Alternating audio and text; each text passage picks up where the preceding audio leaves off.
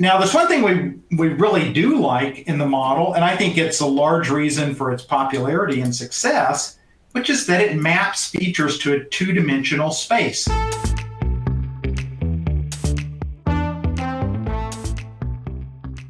So first, I'll give an overview of the Kano analysis model. So it's said to be a way to prioritize your list, sometimes called a backlog of potential features for satisfaction and delight. So among the things we might offer in a product, we often want to make trade-offs and decide which ones are most likely to make our customers excited. So if we consider a smartphone, a list of features that we might prioritize for development can be things like surround sound in the headphones, voice interaction, medical apps, dynamically textured liquid buttons, smart cameras, and so forth. So I took this list from an online site, and for each one we might want to know, how important is it? Is it something we must do? Is it something that if we do it, it will make customers excited?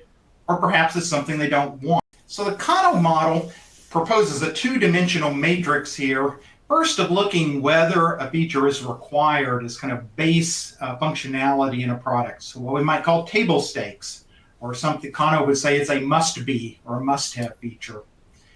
And then whether it leads to satisfaction above and beyond the requirement. So it's not merely a must-have, but it will delight customers.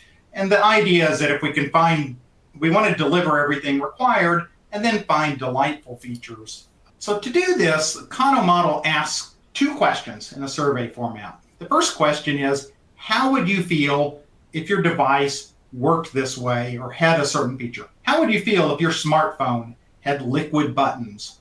And people can answer they like it, they expect it, they're neutral, they don't like it but they can tolerate it, or perhaps they dislike it. And then a second question, how would you feel if it didn't have that? So if that feature were missing, and they might say, yes, I don't want it, I would like it if it were missing. Or they might say, I'm neutral, don't care if it has it or not, and so forth. So it's the same response scale. And we'll talk about this response scale when we get to the empirical findings. So based on their answers to those two questions, I'm not going to show the grid, but if you take a particular answer from question 1 and a particular answer from question 2, they get mapped into 5 categories in the Kano framework. The first is whether a feature is something that a product must have. It's table stakes. Second is whether it's a performance feature.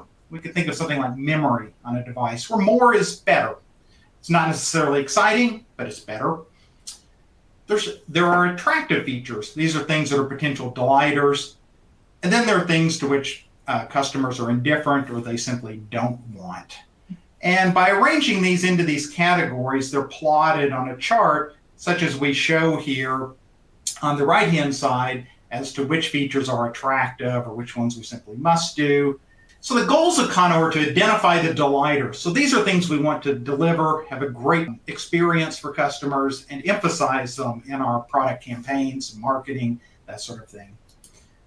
Second category are things like performance features. These are things we're going to routinely message: megapixels on cameras, memory in a device, battery life, screen size, things like that. People want to know they're important, but they're not necessarily exciting in themselves. And then a third are must-have features. Again, these are things that might go on the back of the box or on a long list of specifications. They're things we need to deliver, but they're not especially important for messaging.